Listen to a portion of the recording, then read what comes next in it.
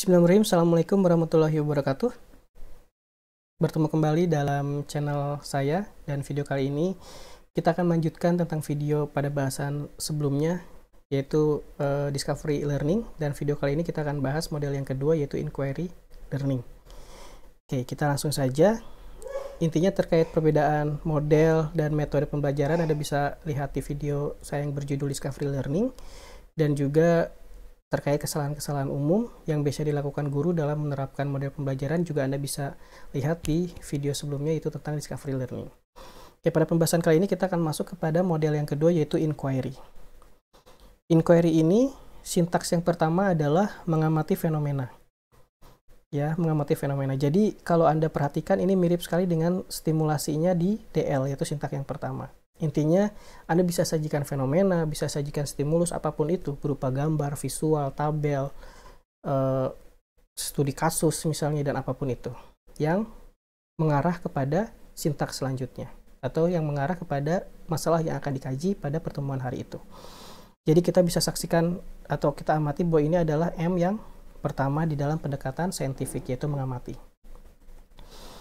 Yang kedua adalah mengajukan pertanyaan penelitian, di mana kalau kita perhatikan dengan sintaks yang kedua Discovery Learning, yaitu problem statement juga sama, memberikan pertanyaan yang akan dikaji dengan kegiatan-kegiatan pada pertemuan hari itu. Tapi untuk problem statement bisa dilakukan oleh guru dan siswa. Jadi kalau siswanya ternyata tidak ada yang mengeluarkan problem statement, maka dihandle oleh gurunya untuk bisa membuat problem statement. Tapi untuk inquiry, sintaks yang kedua ini harus dilakukan oleh siswa. Ya, mengajukan pertanyaan penelitian ini bentuknya harus dalam rumusan masalah. Jadi siswa diminta berinovasi untuk melakukan sesuatu yang berbeda dan disajikan dalam rumusan masalah. Poinnya adalah siswa membuat rumusan masalah. Ya, tentu rumusan masalah ini bentuknya adalah pertanyaan yang ingin dikaji dan ingin dibuktikan pada kegiatan pada pertemuan hari itu, baik dengan praktikum. Dan biasanya rumusan masalah ini meskipun dalam bentuk pertanyaan, tapi bentuk pertanyaan yang ideal untuk rumusan masalah adalah mengandung dua variabel bebas dan variabel terikat. Jadi kalau kita membuat pertanyaan hanya sekedar bagaimanakah proses terjadinya fotosintesis, itu juga rumusan masalah sebetulnya, tapi rumusan masalah yang kurang ideal untuk dilakukan dalam inquiry. Nah, rumusan masalah yang ideal untuk diterapkan dalam inquiry adalah yang memiliki variabel bebas dan variabel terikat. Seperti apa misalnya? Misalnya, bagaimana keterkaitan antara warna cahaya yang berbeda terhadap laju kecepatan fotosintesis. Nah, variabel bebasnya adalah perbedaan warna cahaya, variabel terikatnya adalah laju kecepatan fotosintesis. Jadi variabel terikat ini adalah yang dipengaruhi oleh variabel bebas, dan variabel bebas adalah yang mempengaruhi variabel terikat. Nah, jadi siswa harus bisa membuat pertanyaan seperti itu. Ya. Setelah membuat rumusan masalah atau pertanyaan penelitian, langkah yang ketiga adalah siswa membuat hipotesisnya dari sintaks yang kedua. Ya, misalnya dari stimulus yang ada di sintaks yang pertama, ketika siswa mengamati stimulusnya, tiba-tiba ditanya oleh si gurunya, kira-kira setelah Anda melihat video yang sudah diputar, bagaimana Anda membuat rumusan masalah terkait video tersebut? Ya, meskipun untuk siswa yang baru pertama berinquiry, membuat rumusan masalah ini tidak mudah, makanya guru harus berperan banyak dalam memfasilitasi siswa, agar siswanya terbiasa dalam membuat rumusan masalah. Tapi nanti lama-kelamaan kalau siswa terbiasa inquiry, nanti siswanya akan dengan mudah membuat rumusan masalah ketika diminta membuat rumusan masalah. Nah, misalnya rumusan masalah yang muncul adalah bagaimana keterkaitan atau adakah keterkaitan atau adakah pengaruh antara warna cahaya yang berbeda dengan laju kecepatan fotosintesis. Nah, hipotesisnya tentu siswa harus mengkaji beberapa teori-teori dulu secara kajian literatur. Dan ternyata siswa menemukan bahwa ternyata warna cahaya yang berbeda bisa menyebabkan laju fotosintesisnya itu meningkat. Misalnya, kalau semakin mengarah ke warna yang merah, ternyata fotosintesisnya lajunya semakin meningkat. Contohnya seperti itu. Berarti hipotesis yang dibuat oleh siswa dalam sintaks yang ketiga adalah ada pengaruh perbedaan warna cahaya terhadap laju kecepatan fotosintesis. Nah, jadi bunyi hipotesisnya adalah sebuah statement, sebuah jawaban sementara yang nanti harus diuji kebenarannya lewat sintaks selanjutnya. Nah, kalau kita perhatikan, ini adalah M yang kedua. Ya. Nah, ini adalah M yang kedua, Oke, ini adalah M yang kedua atau menanya ya. M yang kedua atau menanya. Sintaks yang keempat baru data collecting. Ini mirip dengan data collectingnya di discovery learning. Hanya data collecting di sini siswa harus melakukan eksperimen, yang artinya praktikum tentunya atau observasi. Prosedurnya bisa dibantu oleh guru, artinya guru secara lisan memberikan instruksinya secara langsung dalam bentuk verbal, atau guru menyiapkan instruksi praktikumnya dalam bentuk LKPD, jadi di dalam LKPD sudah ada langkah-langkah praktikumnya, atau tidak sama sekali guru menyiapkan tentang langkah praktikum, artinya langkah praktikum direncanakan oleh siswanya sendiri dalam kelompoknya secara kolaboratif. Bisa ketiga-tiganya ya, jadi ada peran guru juga di sini dalam memberikan prosedur. Nah, nanti siswanya akan mengumpulkan data ya, mohon maaf. Oke, sebentar. Ya, jadi kalau kita lihat di sini, ini mirip dengan M yang ketiga atau mengumpulkan data dalam pendekatan saintifik. Ya, dan ini harus praktikum atau harus eksperimen atau harus observasi. Selanjutnya, langkah yang kelima adalah mempresentasikan hasil. Siswa presentasi dan guru memberi feedback. Ya, jadi ketika data collecting dilakukan, datanya semua terkumpul, tentunya datanya diolah juga dalam sintaks yang sama. Jadi dalam sintaks yang ini juga plus M yang keempat, yaitu mengasosiasikan data. Di mana di dalam data collecting ini siswa juga menjawab pertanyaan-pertanyaan LKPD, siswa juga mulai menganalisis hasil temuannya, apakah teruji hipotesisnya diterima atau ditolak, itu ada di dalam data collecting. Nah, baru nanti selanjutnya di sintaks yang kelima, siswa mempresentasikan hasil. Siswa presentasi di depan kelas atau di depan lab, yang nantinya semua audiens rekan-rekan yang lainnya juga merespon, dan gurunya juga harus memberikan feedback. Bedanya, nanti presentasi hasil ini, temuan siswanya bersifat empiris. Ya, empiris. Yang nanti akan saya jelaskan maksud empiris itu seperti apa. Baru langkah yang keenam, generalisasi. Siswa menyimpulkan pembelajaran dan guru memberi feedback. Ini mirip dengan generalisasinya di discovery learning, yaitu menyimpulkan. Nah, untuk inquiry, kunci dari sintaks ini yang berbeda dengan discovery learning itu ada di dua hal. Yang pertama hipotesis, dan yang kedua adalah presentasi hasilnya nanti harus bersifat temuan yang empiris. Ya, tapi kalau Anda lihat yang ini, yang sintaks kedua, sintaks keempat, sintaks keenam, ini juga di DL kan ada. Nah, tapi untuk sintaks yang hipotesis dan presentasi hasil, itu tidak ditemukan di dalam discovery learning. Ya, presentasi hasilnya terutama temuan empiris. Apa sih itu empiris? Nanti akan saya jelaskan. Jadi syarat apa saja Anda ingin memilih inquiry untuk diterapkan, atau syarat apa Anda sudah dinyatakan telah melakukan inquiry? Yang pertama, scientist. Jadi siswa harus berperan sebagai seorang scientist. Artinya, kegiatan diawali dengan adanya rumusan masalah dan adanya hipotesis. Tentu cara-cara seperti ini adalah cara yang biasa dilakukan oleh saintis. Karena saintis ketika menghadapi sebuah permasalahan atau sebuah fenomena khusus, saintis akan dengan spontan memikirkan rumusan masalahnya apa, kemudian dia akan mengkaji berbagai teori yang akhirnya membuat hipotesis. Nah, kalau kegiatannya di awal ini berpotensi mengarah kepada inquiry. Ya. Syarat yang kedua, temuannya bersifat empiris dan bisa dipertanggungjawabkan. Jadi maksudnya empiris ini, karena tadi di awal saya mengatakan inquiry lebih tepat diterapkan dalam konsep-konsep yang praktikum atau bereksperimen atau observasi, terutama dalam mengaitkan variabel 1 dan variabel 2, artinya ada variabel yang mempengaruhi dan ada variabel yang dipengaruhi. Contohnya, kita samakan saja, yaitu adanya perbedaan warna cahaya dengan laju kecepatan fotosintesis.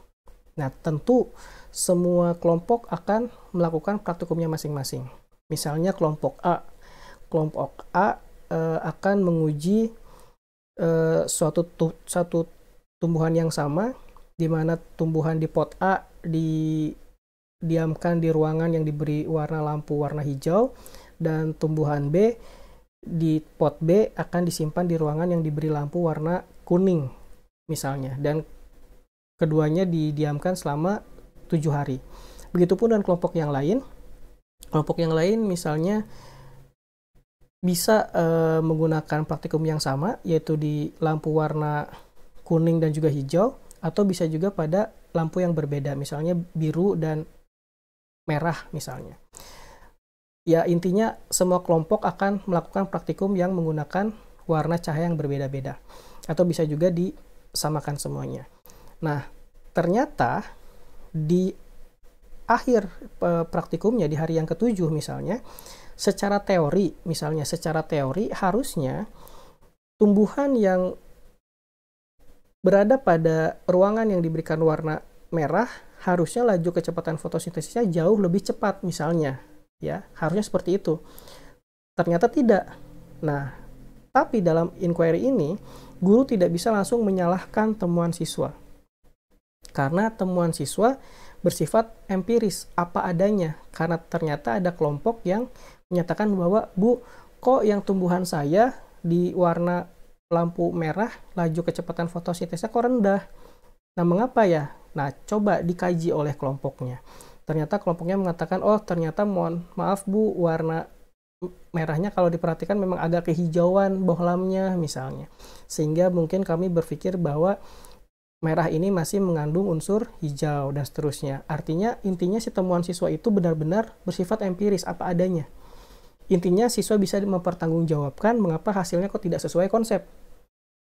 Ya, dalam hal inquiry, tidak sesuai konsep ini tidak dipermasalahkan selama bisa dipertanggungjawabkan. Apakah siswa bisa sadar bahwa yang salah itu adalah alat bahannya, apakah yang salah itu adalah cara prosedurnya, dan seterusnya. Nah, itu adalah inquiry.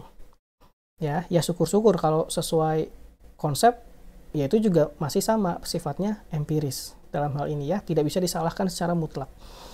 Praktikum-praktikum biologi yang seperti ini banyak sekali ya. Banyak sekali praktikum-praktikum dalam biologi yang harus bersifat empiris. Oke, seperti itu. Misalnya, untuk mengobservasi adanya pengaruh komponen abiotik dan biotik di halaman sekolah, itu kan belum tentu sesuai dengan konsep yang ada di buku. Karena biotik setiap lingkungan itu berbeda-beda. Sehingga nanti hasilnya akan empiris. Seperti itu ya. Nah, syarat yang ketiga, kegiatannya biasanya harus berupa observasi, praktikum, atau eksperimen. Dan fokusnya ada di KD4. Biasanya KD4 ini akan benar-benar tersirat secara eksplisit bahwa itu harus praktikum. Dan bisa diawali dengan pembuatan rumusan masalah atau saya singkat RM, dan pembuatan hipotesis atau saya singkat HP oleh siswa. Dan yang terakhir, outcome-nya, hasilnya tidak ditentukan oleh guru dan prosedur dirancang oleh siswa. Ya, jadi inquiry yang ideal adalah outcome-nya ini tidak ditentukan oleh guru. Bahkan guru dari awal tidak pernah mengatakan bahwa hari ini kita akan membuktikan bahwa warna merah akan membuat laju fotosintesis tumbuhan jauh lebih cepat. Tidak akan seperti itu. Yang melakukan seperti itu biasanya DL. Ya, jadi inquiry yang levelnya sudah tinggi, yaitu inquiry level 4, nanti akan saya coba perlihatkan berbagai level inquiry di level 1 sampai level 4. Level 4 itu dan level 3 biasanya hasilnya tidak akan ditentukan oleh guru. Biarkan siswa sendiri yang menentukan hasilnya akan seperti apa nanti praktikumnya.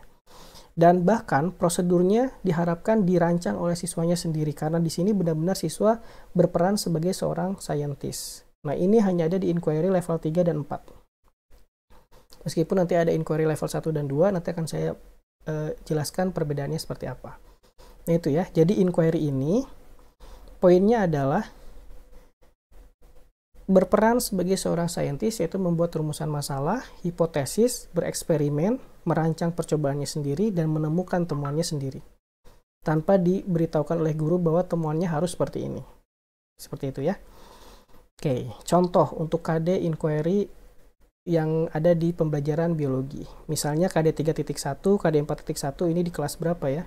Di kelas 2 atau 3 mungkin kalau tidak salah, silahkan dicek saja. Misalnya menjelaskan pengaruh faktor internal dan faktor eksternal terhadap pertumbuhan dan perkembangan makhluk hidup. Sekilas kalau melihat KD 3.1 ini cocok diterapkan dengan discovery learning ya. Cocok sekali diterapkan dengan discovery learning karena untuk menjelaskan pengaruh faktor internal dan faktor eksternal itu kita masih menjelaskan sesuai dengan kajian literatur. Berarti sesuai dengan konsep yang seharusnya ya. Tapi ketika kita lihat KD 4, di sini siswa diminta menyusun laporan hasil percobaan, artinya siswa diminta melakukan praktikum. Bunyinya benar-benar tersirat eksplisit di situ ya. Harus melakukan percobaan, dan tentang apa? Tentang pengaruh. Tentang pengaruh faktor eksternal terhadap proses pertumbuhan dan perkembangan tanaman. Pengaruh faktor eksternal terhadap proses pertumbuhan dan perkembangan tanaman. Bunyi KD-nya di sini ada variabel bebas dan variabel terikat. Faktor eksternalnya adalah variabel bebas, proses pertumbuhan dan perkembangannya adalah variabel terikat. Ini sudah terlalu jelas bahwa ini tepat diterapkan dengan inquiry. Ya, sangat tepat diterapkan dengan inquiry. Tapi tahan dulu, yang harus kita lakukan adalah kita coba pecah dulu tujuan-tujuan atau indikator pertemuan 1 dan pertemuan 2. Misalnya untuk saya sendiri, saya memecah indikator pertemuan 1 semuanya dari KD 3 dulu, yaitu 3.1.1. Pertama, mendefinisikan dulu pertumbuhan itu apa. Ya, kemudian indikator yang kedua, perkembangan itu apa. Kemudian indikator yang ketiga, mulai membedakan pertumbuhan dan perkembangan. Ya, indikator yang keempat, mulai menjelaskan macam-macam faktor internal dulu deh. Karena ternyata kalau saya lihat pertemuan 1 alokasi waktunya ternyata sampai cukupnya indikator keempat misalnya. Secara situasional ya, dan secara juga kondisional di lapangan. Nah, ternyata karena faktor eksternalnya di sini masih ngutang, faktor eksternalnya belum ada di pertemuan 1, maka di pertemuan yang kedua, indikator yang menjelaskan tentang faktor eksternal ada di sini. Berarti pertemuan 2 ini ada KD 3-nya. Ya, ada KD 3-nya. Kemudian saya langsung menurunkan indikator dari KD 4 karena dianggap KD 3 sudah tercapai semua dari indikator yang kelima.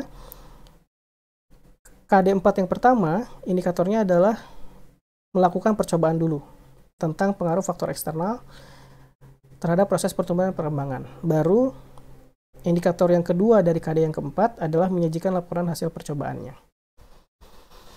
Nah, jadi kalau kita lihat di sini, ada KD 3 dan KD 4 bersatu dalam satu pertemuan. Kira-kira mau pakai DL atau mau pakai inquiry? Karena kita bingungnya kalau yang indikator 3.1.5 ini cocok sekali dengan DL. Tapi KD 4 yang indikator 4.1.1 dan 4.1.2 ini cocok dengan inquiry. Apakah kita terapkan dua-duanya saja DL dan inquiry? Nggak bisa. Dalam hal ini, langsung saja fokus ke KD 4. Pilih saja indikatornya langsung inquiry. Mengapa inquiry? Meskipun nanti ada sintak yang pertama, kalau Anda amati di inquiry itu sintak yang pertama kan mengamati fenomena ya. Anda mengamati fenomena ini, Anda bisa menyajikan dulu fenomena tentang macam-macam faktor eksternal.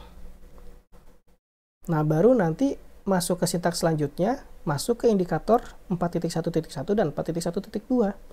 Artinya tujuan atau indikator dari KD 3 sudah bisa diselesaikan oleh sintak yang pertama inquiry. Bisa seperti itu. Nah, berarti dalam hal ini pertemuan yang pertama DL, pertemuan yang kedua adalah inquiry.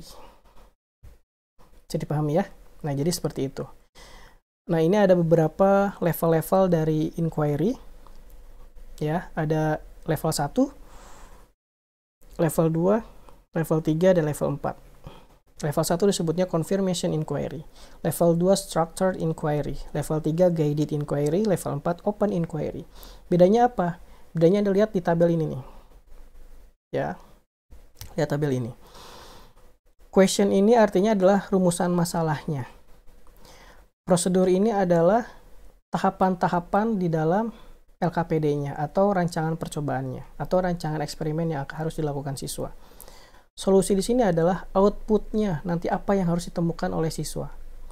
Nah, jika rumusan masalahnya disediakan oleh guru, prosedurnya disediakan oleh guru di dalam LKPD, outputnya juga diberitahu di awal, ya misalnya bahwa hari ini kita akan membuktikan bahwa ada keterkaitan antara perbedaan warna cahaya terhadap laju kecepatan fotosintesis misalnya. Nah, kalau semuanya sudah disediakan oleh guru, ini namanya inquiry level yang paling bawah, yaitu confirmation inquiry. Ya, sekilas mirip DL karena semuanya disediakan oleh guru, tapi ini tetap ke inquiry karena apa? Temuannya masih bersifat empiris, sesuai dengan kenyataan siswa ketika praktikum. Bisa saja siswa menemukan suatu hasil praktikumnya yang tidak sesuai dengan konsep, tapi siswa bisa mempertanggungjawabkan mengapa kok hasilnya bisa seperti itu. Nah, itu namanya adalah confirmation inquiry.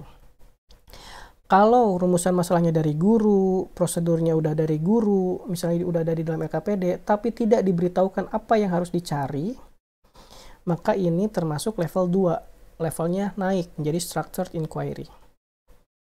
Nah, kemudian kalau guided inquiry, rumusan masalahnya disediakan oleh guru, ya, tapi prosedurnya dirancang sendiri, siswanya diminta menemukan sendiri prosedurnya harus seperti apa, dan apa yang harus dicari, apa yang harus dipraktikumkan juga nanti hasilnya siswa sendiri yang menentukan apa hasilnya. Nah, itu level yang ketiga, guided inquiry, inquiry terbimbing. Nah, terkadang ada kesalahan referensi bagi kita yang menganggap guided inquiry ini adalah karena bahasa Indonesianya adalah inquiry terbimbing, seolah-olah semuanya dibimbing oleh guru, padahal enggak. Benar-benar yang dua hal ini dibiarkan siswa yang mencari. Yang dibimbing oleh guru hanya fenomena awalnya saja di sitak yang pertama dan rumusan masalahnya saja sudah disediakan. Nah, baru inquiry yang sesungguhnya ada di level 4, yaitu open inquiry. Open inquiry ini semuanya dibuat oleh siswa. Rumusan masalahnya siswa yang menentukan, prosedurnya siswa yang menentukan, solusinya siswa yang menentukan. Nah, gitu ya. Jadi, kalau ditanya, berarti saya harus menerapkan inquiry yang level 1-kah, 2-kah, 3-kah, atau 4-kah?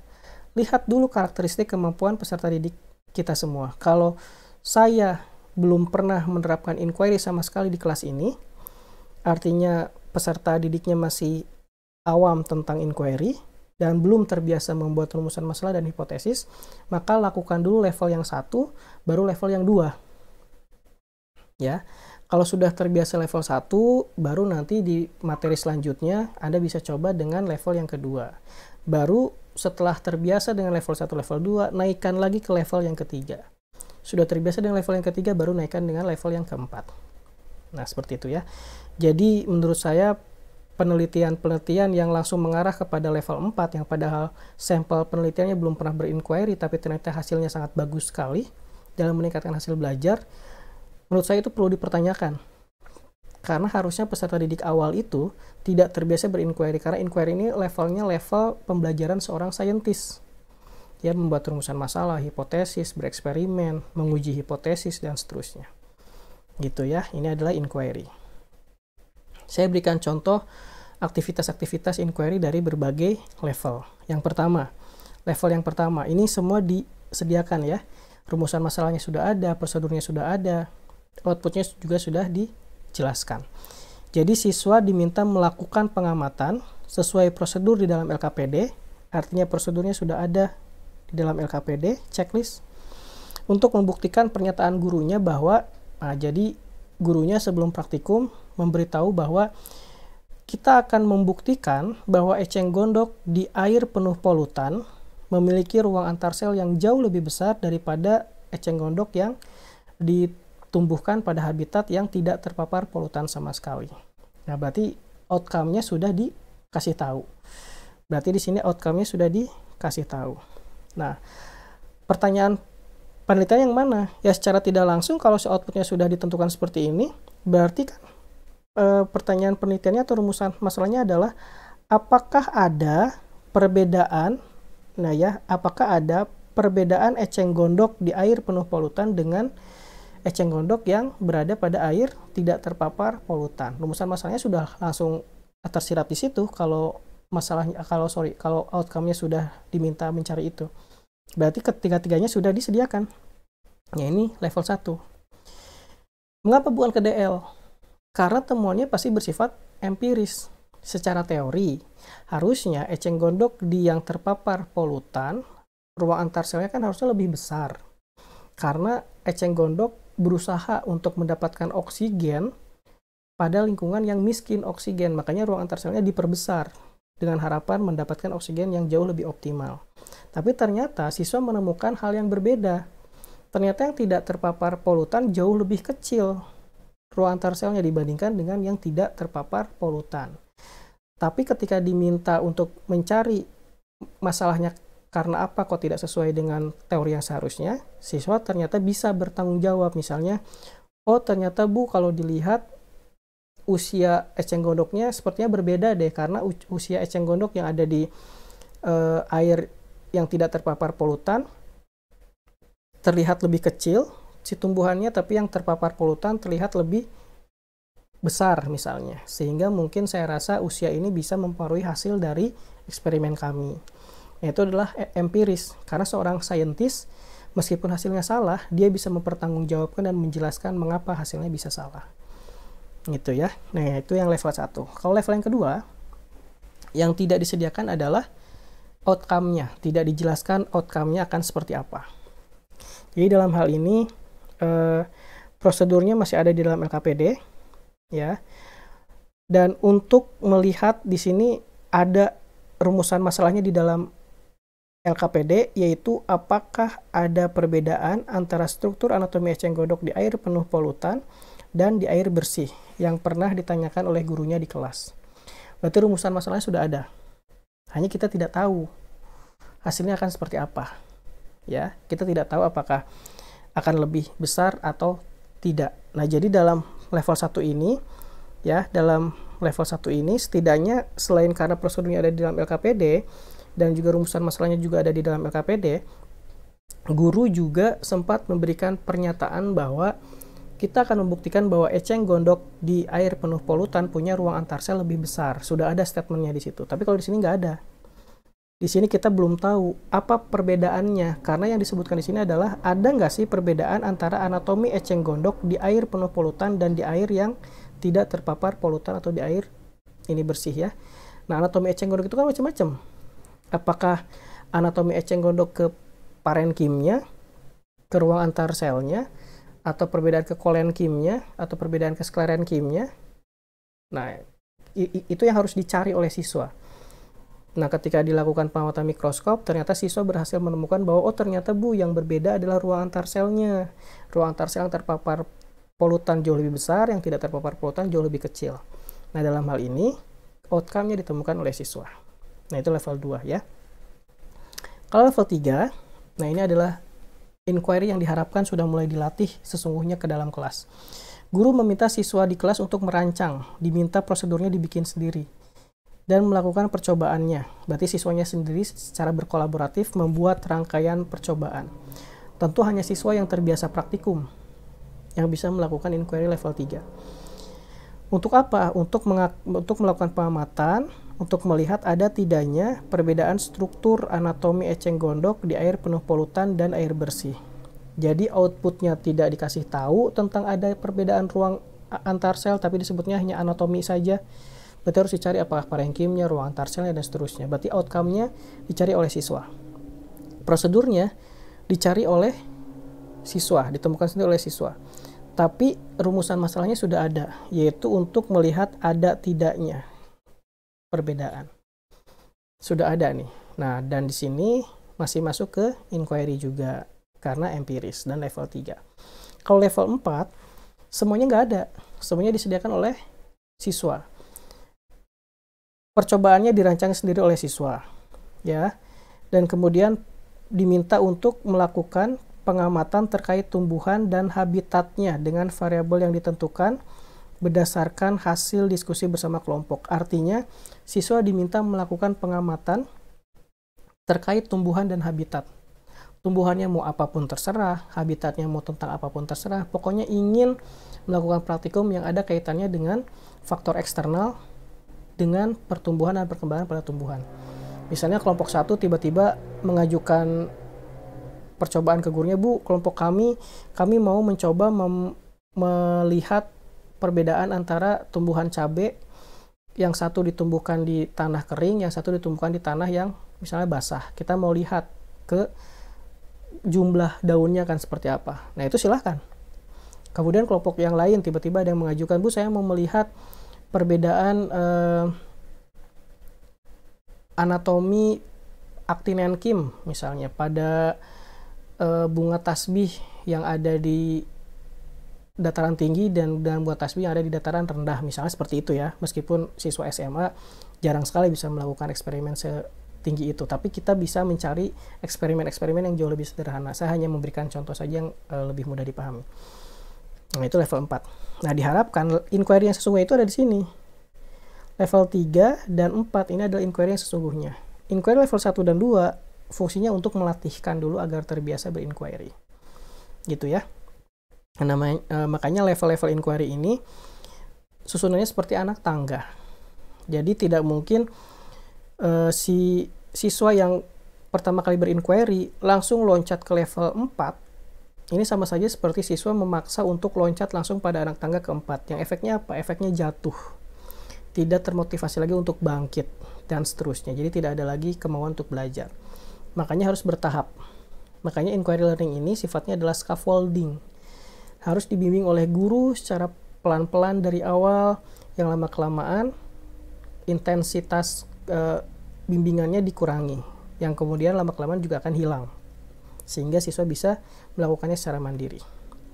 Nah, itu ya, itu adalah video saya terkait penjelasan inquiry. Mudah-mudahan bisa lebih mudah dipahami. Dan untuk video selanjutnya saya akan menjelaskan tentang problem based learning dan dalam pembelajarannya juga dalam pembelajaran biologi. Itu saja mungkin. Jangan lupa subscribe dan dukung terus channel saya untuk bisa membuat video-video yang bermanfaat untuk seterusnya.